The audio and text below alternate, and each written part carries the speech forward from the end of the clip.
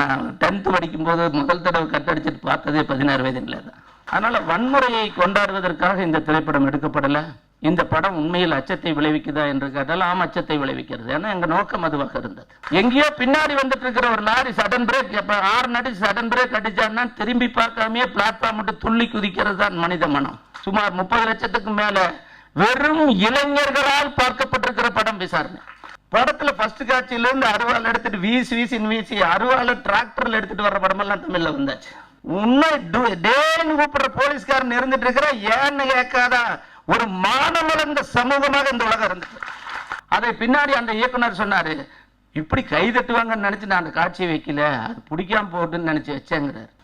தமிழ் திரையுலகத்தினுடைய ஜாம்பவான்கள் அமர்ந்திருக்கக்கூடிய இந்த மேடை ஒரு காலத்தில் தூர கனவாக இருந்தது. அந்த கடைசியில் கூட்டத்திலே பிதுங்கி வடி நின்று பார்த்து கொண்டும் கேட்டுக்கொண்டும் புலகாங்கீதம் அடைந்து கொண்டிருக்கக்கூடிய உங்களைப் போலவே நானும் அங்குதான் இருந்தேன். என்னுடைய வாழ்க்கையில் எனக்கு வந்த ஏராளமான அனுபவங்களும் எஸ் ராமகிருஷ்ணன் போன்ற, சார்னிவியா போன்ற அவருடைய எக்ஸிஸ்டென்சியலிசமும் ஃபேன்சி பண்ணியும் அந்த வந்தபோது வாங்கியது இன்னும் பத்திரமாக வீட்டில் இருக்கிறது.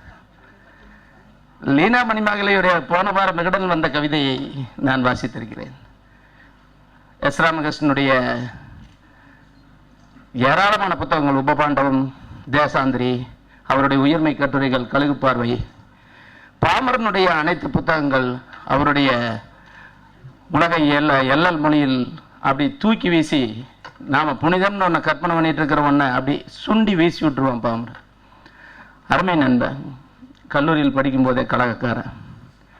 இந்த மாதிரியான ஆட்களுடைய எழுத்துக்கள் இதையெல்லாம் உங்களைப் போல தான் நானும் படிச்சுட்டு ரோட்டோரத்தில் 5க்கும் 10க்கும் தெரிஞ்சுட்டு நேரம் வீணாகக்கூடாதுங்கிறதுக்காக படிச்சுட்டு இருந்தேன். படித்து என்ன தான் பண்ண போகிறேன், படிச்சுட்டே இருந்தால் படிச்சுட்டே தான் இருக்க வேண்டியதாக இருக்குது. நான் நிறையா தெருக்களில் இறங்கி போராடுகிற வாழ்வனுபவத்தை கொண்டவன். நான் ஒரு அமைப்பில் இருந்தேன். மனித உரிமைகளுக்காகவும் மனிதர்களுக்கு அடிப்படை நியாயமான உழைப்புக்கு ஏற்ற ஊதியம் கிடைக்க வேண்டும் என்பதற்காக. ஏன்னா அது ஃபண்டமெண்டலான ரைட்ஸ். அதை பேசுவது ஒரு பலவீனமான அரசியலாக எப்பொழுதும் புத்திஜீவிகளால் ஏளனம் செய்யப்படுது. அது ஃபண்டமெண்டல் ரைட். நீ என்ன ஒர்க் பண்ணுறியோ அதுக்கான வேல்யூவை நீ அடையிறது உனக்கான ரைட். இப்போ அந்த ரைட்ஸை நான் அமைப்பியல் சார்ந்து நான் இயங்கிட்டு இருந்தவன். இன்னும் ஏராளமான மனித உரிமை பிரச்சனைகள், அன்றாட வாழ்க்கையில் சாதாரண ஒடுக்கப்பட்ட தாழ்த்தப்பட்ட சாதி மக்களுடைய வாழ்வு பிரச்சனைகளுக்குள்ள மேலாதிக்க சாதியினுடைய தாக்குதல்களுக்கு எதிராக களம் கண்டவன். இதெல்லாம் எனக்கு நிறைய அனுபவங்களை கொடுத்தது. இந்த அனுபவங்களிலிருந்து நான் படித்ததிலிருந்தும் இன்னும் எழுதப்படாத ஒன்று இருக்கிறது, நான் எழுதுவதற்கு ஒன்று இருக்கிறதுன்னு நான் நினைச்ச போது நான் எழுதின 5-6 புத்தகங்களில் ஒன்று லாக்அப். லாக்அப் புத்தகத்தை எழுதுகிற போதே நான் நினைச்சேன், அது காவல்துறையின் மீது அச்சத்தையும் வெறுப்பையும் உண்டாக்க வேண்டும் என்பதுதான் லாக்அப்பை எழுதுகிற போது என் மனசுல இருந்தது. காரணம் நான் அதை எழுதுகிற போது எனக்கு வயசு 45. ஆனால் அது நடந்தது என்னுடைய 19வது 20வது வயசு காலங்களில். அதுக்கப்புறம் நான் 22 வருஷமா முந்தானே 13ஆம் தேதியும் கூட B6ல் போய் ஒரு கேஸ்க்கு அட்டன் பண்ணிட்டு தான் வந்திருக்கேன். நான் சட்ட ரீதியாக வழக்குகளை ஏராளமாக சந்தித்து கொண்டே இருக்கிறேன். நான் சட்ட மறுப்பாளன் இல்லை, சட்டத்தை மதிக்கிறவன். ஆனால் சட்டத்தை கொண்டு சாதிக்க முடியாத சில எப்பவும் வாழ்வு ஒரு சவாலாகவே இருந்துட்டு இருக்கிறதுனால சட்டத்தை மீற வேண்டிய ஒரு நிர்பந்தங்களுக்கு ஆளாயிட்டே இருக்கிறவன் நான். சார்நிவேத சொன்ன அதை கூட, அப்போ அதுவும் அதிகாரம் தானே, அதுவும் வன்முறை தானே என்பார். அந்த மாதிரி வாழ்வு என் மீது திணித்த வன்முறைக்கு எதிரான வன்முறையை என்னிடம் கூட நான் வெளிப்படுத்தியிருந்தேன். ஆனால் ஒரே ஒரு உண்மையை நான் உங்ககிட்ட எடுத்துக்கிறேன், எல்லாத்துக்கிட்டையும் சொல்கிறேன். எனக்கு ஒரு அமைதி பூங்காவான சமாதானமான ஒரு சமூகம் கிடைக்கும்னா நிச்சயமாக என்னுடைய வன்முறையிலிருந்து நான் விலகி அப்பொழுதே பிட்சுவை போல நான் விலகிக்கிறதுக்கான மனோபாவத்தோடு கையாள்றேன். எனக்கு யாரையும் அடித்து சிதைக்கணுங்கிற நோக்கம் கிடையாது.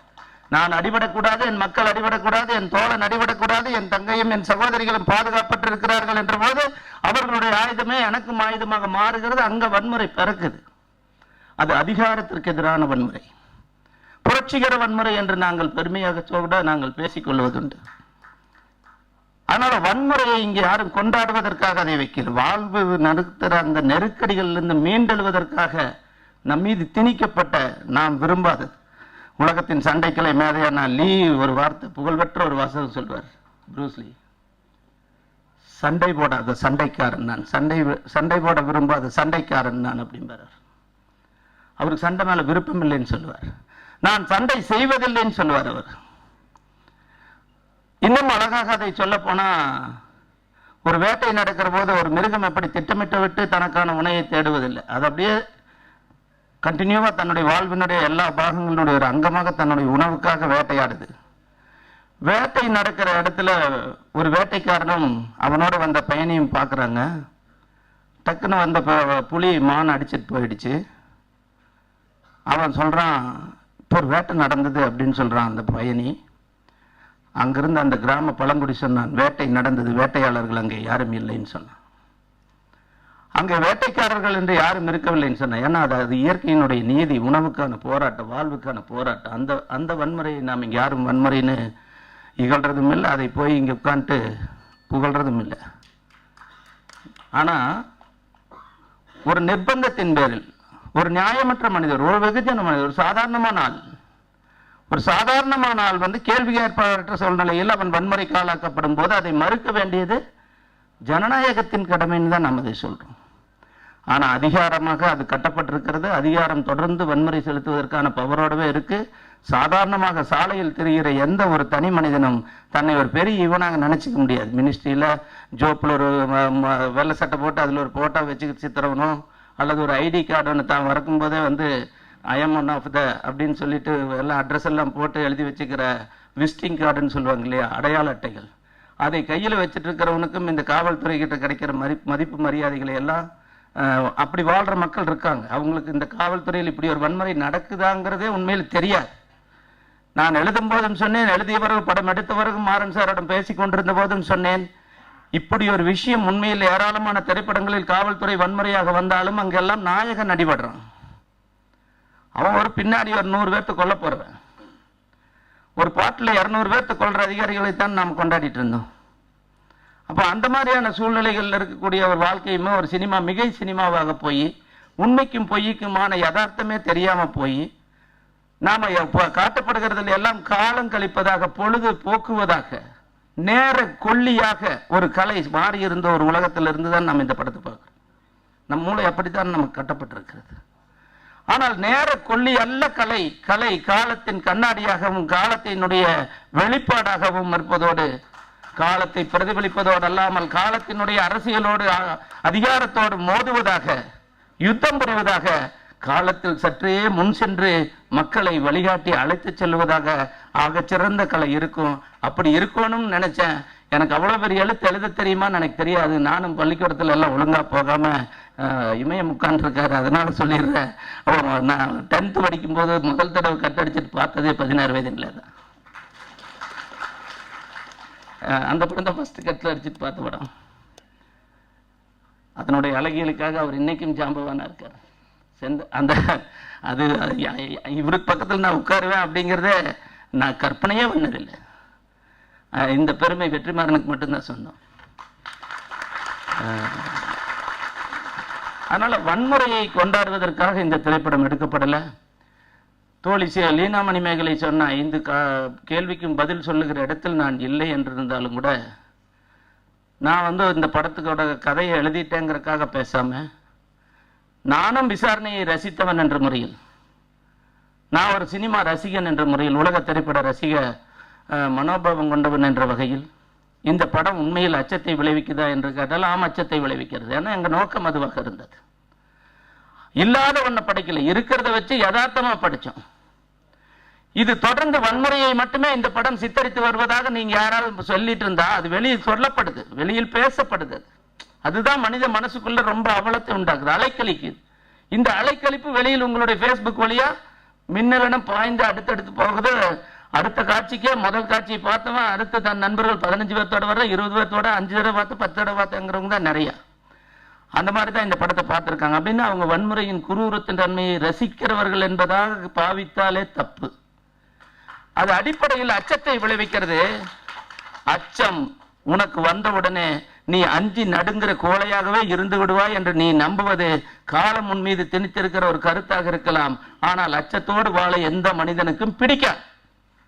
அஞ்சி நடுங்குவதிலிருந்து விலகி செல்லத்தான் அவன் முயற்சி செய்வான். எங்கேயோ பின்னாடி வந்துட்டு இருக்கிற ஒரு லாரி சடன் பிரேக், ஆறு நடி சடன் பிரேக் அடிச்சான்னா திரும்பி பார்க்காமே பிளாட்ஃபார்ம் மட்டும் துள்ளி குதிக்கிறது தான் மனித மனம். அப்ப அச்சம் ஒரு எச்சரிக்கை உணர்ச்சி. அச்சம் என்பது அச்சத்தோட நிக்கிறது இல்லை, அது அடுத்தது இன்னொன்னு தொடங்க, அது ஒரு எச்சரிக்கை. அப்ப அச்சப்பட்டதிலிருந்து விலகி எச்சரிக்கை அடைவதும், எச்சரிக்கை அடைந்தவுடனே எது அச்சுறுத்தியதோ அது நியாயமற்றதாக இருக்கும் போது அதன் மீது கோபப்படுவதும் மானுட இயல்பு.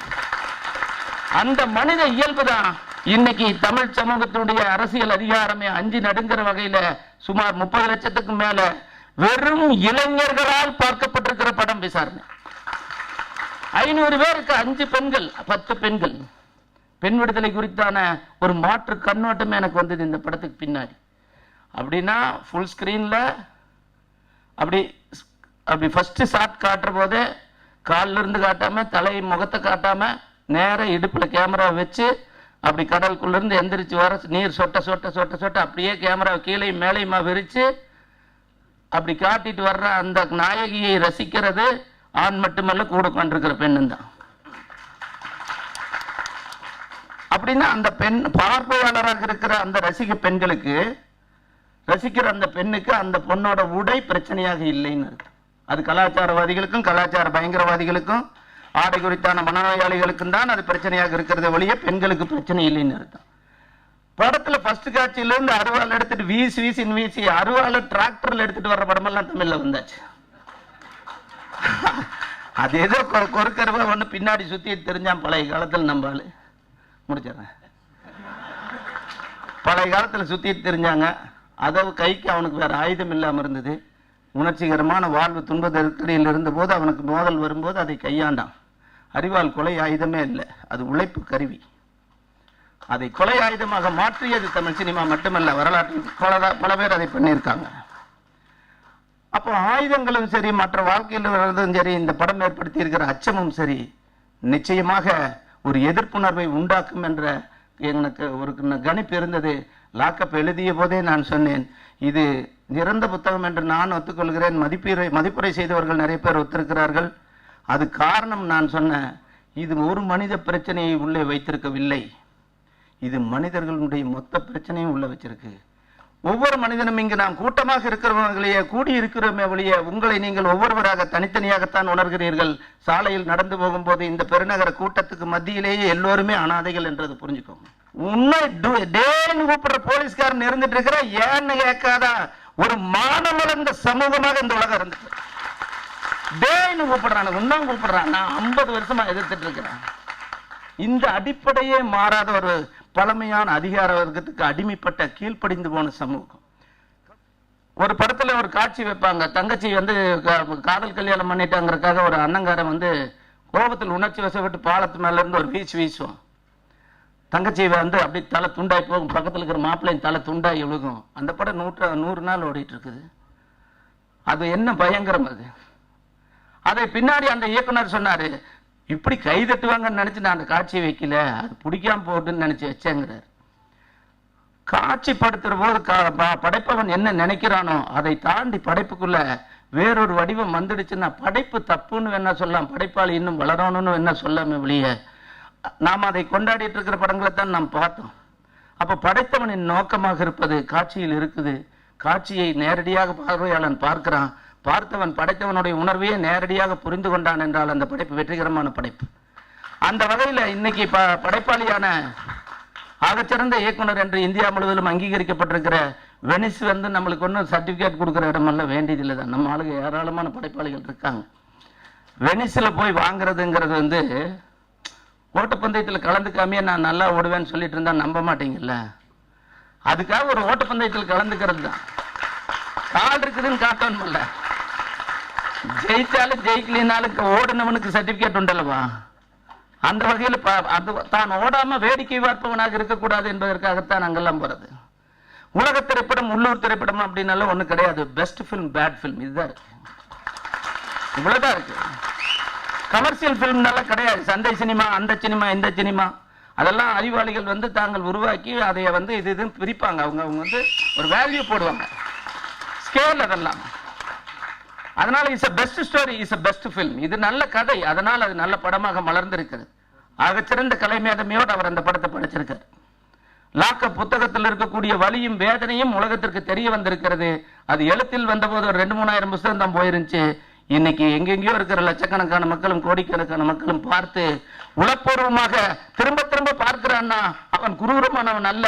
அவனுக்குள்ள இருக்கிற அந்த வலியும் அந்த வேதனையும் என்ன செய்வதென்று தெரிய முடியாத அந்த கோபமும் தாபமும், டே வாங்குற போல வார போய் பார்த்து வரல, அது பட்டாசமா இருக்குது அப்படின்னு சொல்றதெல்லாம் நம்மளுக்கு அடியை கூட ரசனையாக. என்ன ஒருத்தர் எங்கிட்ட வந்து சொல்லும்போது சொன்னார், சார் சூப்பர் சார், சூப்பரா அப்படியே பண்ணிட்டு இருந்தீங்க சார் அப்படின்னாங்க. வன்முறையை அங்க சூப்பர்னு சொல்லலாம, ஒவ்வொரு வன்முறைக்கு இடையிலும் ஒவ்வொரு மனிதனும் மீண்டெழுவதற்கான மனித உணர்ச்சி அங்க யதார்த்தமா வச்சிருக்காங்க. நியூ ரியலிசம் ஸ்டைலில் எடுக்கப்பட்டிருக்கிற படம்னா அதுதான். இந்த நியூ ரியலிசம் ஸ்டைலில் எடுக்கப்பட்டிருக்கிற படம். அப்துல் கலாம் நல்ல ராக்கெட் என்ற ஆட்டம் ஓட்டிடுவாரா? ஓட்ட முடியாது. அந்த மாதிரிதான் அது துறைசார் நிபுணத்துவம். துறைசார் கலை என்பது கூட துறைசார் மனிதர்களால் வேறு வேறாக பார்க்கப்படும் போதெல்லாம் வேறு வேறு கருத்துக்களை உண்டாக்க, அப்படி உண்டாக்குனா தான் நல்ல கலை. எந்த கருத்துமே உண்டாகல, ஒரே கருத்து தான் இருக்குன்னா அதுவும் தட்டையான சினிமா தான். அப்ப இந்த மாதிரியாக இல்லாம இன்னைக்கு லாக்அப் நூல் சினிமாவை வந்திருக்கு. சினிமாவை தமிழ் சமூகம் வெற்றியடைய செய்திருக்கிறது. மேலும் இங்க நானே சொல்லக்கூடாது, மாறன் சார் இருக்கார், அவரு தான் சொல்லணும். ஆனாலும் அவர் சொன்ன அந்த வாசகத்தோடு நான் முடிவு செய்கிறேன். 5வது நாள் கோவை திரையரங்குகளை பற்றி ஒரு புள்ளி விவரங்களை எடுத்துக்கொண்டிருந்தேன். அவரும் மாநிலம் முழுவதும் என்ன நடக்குதுன்னு அவர் விசாரிச்சுட்டு இருந்தாரு. ஏன்னா படைத்தவர்கள் அதை கவனிப்பாங்க இல்லையா, அதனால அவர் அதை கவனிச்சுட்டு இருந்தாரு. எனக்கும் சொன்னார், சந்திரன் முதல் 3 நாள் எப்போ ஓடுற அலையா இருக்க போகுது, அடுத்த நாள் 5வது நாள் ஆச்சு, திங்கள் ஆயாச்சு, இனி தேட்டரில் பகல் எப்படி இருக்குதுன்னு பார்த்து சொல்லுங்க கொஞ்சம். எல்லா தேட்டருக்கும் நண்பர்கள் இருக்காங்க, எல்லாருமே நல்லா வேலை செஞ்சாங்க, பார்த்தாங்க. ஹவுஸ்ஃபுல்லுன்னு சொன்னேன். 10வது நாள் ஹவுஸ்ஃபுல்லு, 11வது நாள் மறுபடியும் நிறைஞ்சிட்டு இருக்குது. செகண்ட் ஷோவுக்கும் 100 பேர் 150 பேர் உட்காந்துருக்கான்னு. அப்போ என்ன அர்த்தம் அப்படின்னு சொன்னால், இது அந்த அவருக்கு நான் இரவு அவருக்கு தொலைபேசியில் கூப்பிட்டு, சார் ஹிட்டாக போயிட்டுருக்கு, நிறைஞ்சுதான் இருக்குது, நம்பிக்கையோடு இருக்கிறாங்க, புதுசாக வந்துட்டு தான் இருக்குது அப்படின்னு. அப்போ சொன்னார் அவர், சந்திரன் இதுவரைக்கும் இருந்த கருத்துக்கு மாறாக இந்த படம் வெற்றி அடைஞ்சிட்டு இருக்குது. ஒரு ஆர்ட் ஃபிலிம்னு எடுத்து ஒரு வெனிஸ் போன்ற போட்டிகளுக்கெல்லாம் போயிட்டு அது பார்க்கறதுக்கு ரசனையோடு இருக்காது. அவர் சொன்ன மாதிரி 16 நிமிஷத்தை தொடர்ந்து காட்டுவாங்க, அல்லது அக்ரகாரத்தில் கழுதியில மாதிரி ஒரு கழுதை அப்படி காதை ஆட்டுறது டிக் டிக் டிக்னு காட்டிகிட்டே இருப்பாங்கிறதெல்லாம் இல்லை. ஆனால் நல்லா ரசிக்கிறாங்க. அப்படின்னா உலகத்தினுடைய தரச்சிறந்த கலையை, தரச்சிறந்த சினிமாவை ரசிக்கக்கூடிய ஆகச்சிறந்த ரசிக மனோபாவம் தமிழ் சினிமா ரசிகர்களுக்கு இருக்கிறது என்பதை இவர்கள் நிரூபித்துக் கொண்டிருக்கிறார்கள். சந்திரன் என்ன சொன்னாரு, இந்த அந்த ரசனை உள்ள மனிதர்கள் மீது நம்பிக்கை இருக்குது. இந்த ரசனையை இன்னைக்கு தமிழ் சினிமா உலகம் பார்த்துடுச்சு. அவங்க இன்னும் ஆகச்சிறந்த தமிழ் சினிமாவை படைப்பார்கள். வெற்றிமாறன் ஒரு தொடக்கம் மட்டும்தானே வெளிய, அது முடிவல்ல. அதை தேடி இனி தமிழ் சினிமாவினுடைய இயக்குநர்களுடைய ஜாம்பவானுடைய பிள்ளைகளும் பாலுமகேந்திராவோட பிள்ளைகளும் இங்க ஏராளமா இருக்கிறாங்க. இங்க எல்லாரும் படைப்பாளிகள். அவங்க உங்க எல்லாருக்கிட்டும் ஒரு கதை இருக்குது, எல்லாரும் படைப்பாளியாக முடியும், ஆகச்சிறந்த படைப்பு வரும். அதற்கான நம்பிக்கை விசாரணை, அது சமூகத்தை விசாரிக்கிறது, உங்களது மனசாட்சியை விசாரிக்கிறது. எல்லாவற்றையும் விசாரிப்பதனால அது ஆகச்சிறந்த விசாரணைக்குரிய திரைப்படமாக இருக்கு. இப்படி ஒரு இடத்துல எனக்கு கூட்டமெல்லாம் சஞ்சலம் கிடையாது. அவர் சொன்ன மாதிரி 20 பேர்த்துலையும் பேசுவேன், கூட்டமாக இருந்தாலும் பேசுவேன். எனக்கு என்னன்னா மக்களோடு பேசணும், மக்களோடு கலந்துரையாடணும். அதுக்காகத்தான் கலைஞன் வந்து எழுதுறான், கலைஞர் படைக்காளி வந்து சினிமாவை படைக்கிறான். உரையாடுவதற்கும் உறவாடுவதற்கும் தான் கலை இருக்கிறது. அது நடந்து விட்டது.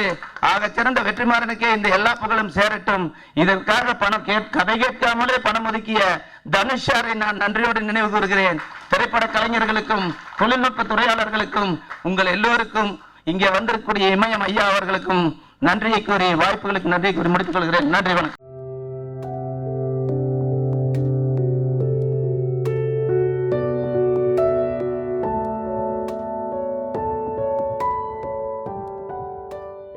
காவல் அதிகாரி வந்து சிவப்பா இருப்பாரு, அவர் ராகவன்னு பேர் வைப்பாங்க. அவர் தமிழ் பேர் வச்சுக்கிற தமிழர்களை போட்டு சுட்டு கொள்வாரு. உங்களுக்கு ஸ்காலர்ஷிப் குறைச்சான்னு சொல்லி ஆர்ப்பாட்டம் நடத்தி பாருங்க, மண்டே உடைச்சிருவாங்க. எப்படி இந்த படம் வந்துச்சு, எப்படி வெளியிட்டாங்க, உங்களுக்கு ஏதாவது பெரிய கான்டாக்ட் இருக்கா, ஏதாவது தொடர்பு இருக்கா? இந்தியாவுக்குள்ள பிரச்சனை இந்தியாவில் எங்கேயும் பேச முடியாது. முழக்கம் யாரும் போடலன்னு தெரியும், எல்லாமே தெரியும். எல்லாமே தெரிஞ்சும் கூட அவர்களை அரெஸ்ட் பண்ணி ஜேஎன்யூ மாணவர்களை உள்ள வச்சு